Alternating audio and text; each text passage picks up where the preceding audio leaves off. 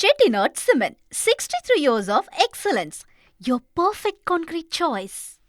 முக்கிய செய்தி, எம்எல்ஏ பதவியை ராஜினாமா செய்திருக்கிறார் வைத்திலிங்கம். ஓபிஎஸ் ஆதரவாளர் வைத்திலிங்கம் தனது எம்எல்ஏ பதவியை ராஜினாமா செய்திருக்கிறார். மேலும் தகவலை செய்தியாளர் ரமேஷ் வழங்கிட கேட்கலாம். ரமேஷ் வணக்கம், கூடுதல் தகவல்களை சொல்லுங்க. முன்னாள் அமைச்சர் வைத்திலிங்கம் தனது எம்எல்ஏ பதவியை ராஜினாமா செய்திருக்கிறார். ஒரத்தநாடு சட்டமன்ற உறுப்பினராக வைத்திலிங்கம் இருக்கிறார். 2021 சட்டமன்ற தேர்தலில் ஒரத்தநாடு சட்டமன்ற தொகுதியில எம்எல்ஏவாக தேர்வானார்.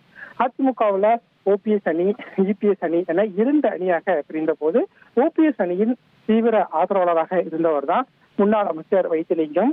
இன்றைக்கு அவர் தன்னுடைய எம்எல்ஏ பதவியை ராஜினாமா செய்திருக்கிறார். இன்றைய தினமே அவர் திமுகவில் இணைய இருப்பதாக தகவல் வெளியாகியிருக்கிறது. காலையில 10:30 மணிக்கு திமுகவின் தலைமை அலுவலகமான அண்ணா அறிவாலயத்திற்கு வைத்திலிங்கம் செல்ல இருப்பதாகவும், அங்க முதலமைச்சர் முன்னிலையில அவர் திமுகவில் இணைய இருப்பதாகவும் சொல்லப்பட்டிருக்கு.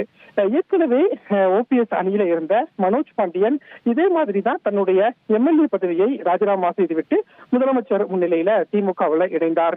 இந்த நிலையில தான் 2வதாக ஒரு எம்எல்ஏ இப்போது ராஜினாமா செய்துவிட்டு திமுகவில் இணைய இருப்பதும் முக்கியத்துவம் வாய்ந்த ஒன்றாக பார்க்கப்படுகிறது. வைத்திலிங்கம் கூடவே முன்னாள் அமைச்சர் வெல்லமண்டி நடராஜன், அதே மாதிரி குன்னம் சட்டமன்ற தொகுதியில் முன்னாள் எம்எல்ஏ ராமச்சந்திரன், இந்த 3 பேருமே இன்றைக்கு திமுகவில் இணைய இருப்பதாக தகவல் வெளியாகி இருக்கிறது.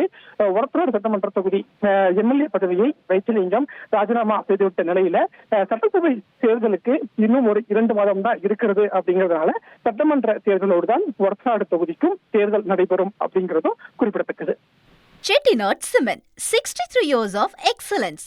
Your perfect concrete choice.